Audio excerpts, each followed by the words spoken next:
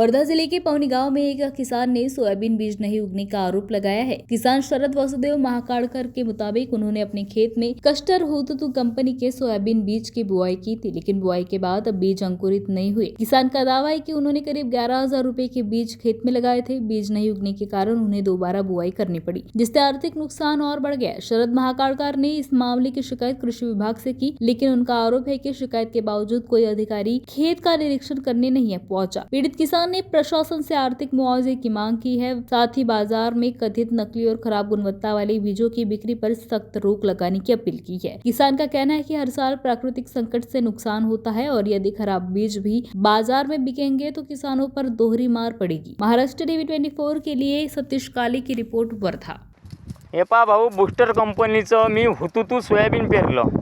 हुतुतु soybean पेरून 75 kilo घेतलं, परंतु आम्हाला अजूनही 10% सुद्धा उगवण शक्ती भेटली नाही. आणि आता दुबार पेरणीचं संकट आलं. दुबार पेरणी आम्ही करून राहिलो. आज ओलावा आहे म्हणून आजच्या तारखेमध्ये. काल पाऊस झाला त्याच्यामुळे आम्ही आज दुबार पेरणी करत आहोत. परंतु आम्हाला 75 किलो सोयाबीन पेरून त्याच्यामधून 10% सुद्धा उगवण शक्ती झाली नाही. या शेतामध्ये, हे शेत आहे माझं, हे पहा, हे शेत. इथून अजूनही आम्हाला कोणतीच उगवण शक्ती 10%पेक्षा कमी 5% सोयाबीन निघालं. हे असे काही काही झाडं कुठे कुठे निघून आले. त्याच्यामुळे हे दुबार पेरणीसाठी आम्ही ट्रॅक्टर वावरात आणला शेतामध्ये आणि हे पेरणी चालू केली.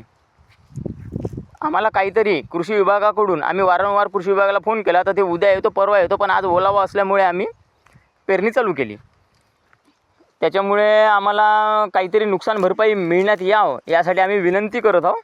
परंतु आम्हाला अजूनही कोणाचं मार्गदर्शन मिळालं नाही. कृषी केंद्रामध्ये आम्ही गेलो, त्यांनी सांगितलं का आमच्याकडे अजून कंप्लेंट आली नाही.